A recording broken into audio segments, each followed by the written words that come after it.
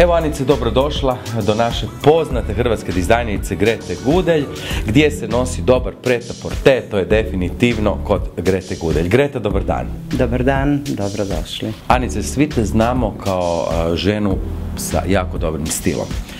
Kako bi opisala svoj stil? Pa ovako, ja baš ne znam kako bi se opisala, ja mislim da sam ja dosta casual, baš kao što sam sad već rekla. Ali fini. Sa mrvicom elegancije, znači ja volim da je nešto elegantno, a isto tako malo sportivo, tako da ništa pretjerano elegancija, ništa pretjerano sportivo. Isto tako znam nekad one, ne znam nija, muške hlače obući, ne znam nija šta je onako ležerno, ali što se tiče elegancije volim isto jako lijepe haljine, ipak sam ja već u tim godinama da već mogu malo biti ozbiljnije ili izgledati ozbiljnije, ali ne dam se, pa vjerojatno zato se ne dam i u tu robu još. Greta, kako bi ti opisala svoj stil? Ja volim ludost, stvarno volim, ali mi radimo program za zaposlenu ženu i mislim da zaposlena žena mora biti u skupim, dobrim materijalima, fino sašivenim, dobrim krojima. Ja više volim konstrukciju nego dekonstrukciju, zato što smatram da žena kad ima lijepo tijelo, da ga sa uskim modelima, malim crnim kostimićima uz tijelo ili bilo kojim bojama može pokazati. I nema žene koja je lijepa kad ima dobru nogu, kad stavi uzak pripijeni kostim uz tijelo, nema te ludosti koja može tako dobro stajati. Ja volim kroj, volim seksi ženu, evo baš volim kad žena pokaže sve svoje atribute, to ne može u dekonstrukcijama. I moj stil je dobra konstrukcija, dobri krojevi, kvalitetni materijali.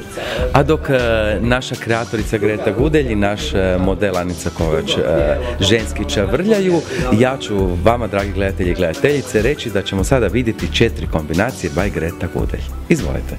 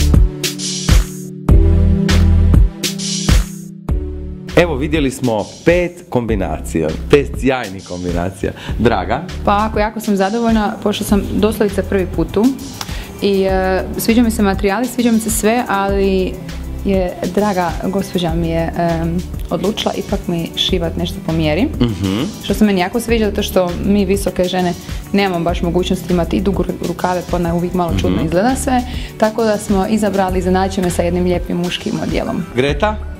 Ja mislim kad sam je ugledala s tom njenom visinom da bi njoj jedno dobro muško odijelo sa jednom onako tipom španjolske bijele snježne košulje ispod savršeno stajao. I meni isto, je li tako? Pa tebi ćemo napraviti jedno. On uvijek mora ja isto želim muško odijelo. Ti želiš. Evo, ja moram samo reći... Muške. Moram reći, Greta, hvala lijepo, bilo nam je jako lijepo kod tebe.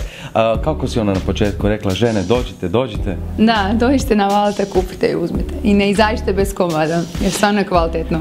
A nakon Grete Gudelj mi odlazimo po onaj pravi casual i odlazimo u Arena centar. Može? Ajmo.